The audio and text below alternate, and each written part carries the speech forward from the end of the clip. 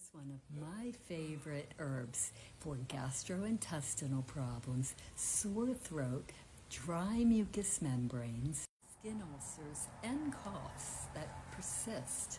Slippery elm. It's a demulcent. It's so soothing to your mucous membranes. Slippery elm, or Ulmus rubra, has antioxidants and anti-inflammatory properties. It isn't always easy to find it, but if you need some help finding it, click the link in my bio. At the Center for Natural Healing Hawaii, we carry the best natural herbs. And remember, herbs have medicinal properties when you get the correct quality. Otherwise, you may mostly be getting fillers or additives, so make sure you read the labels. Not all herbs are made the same.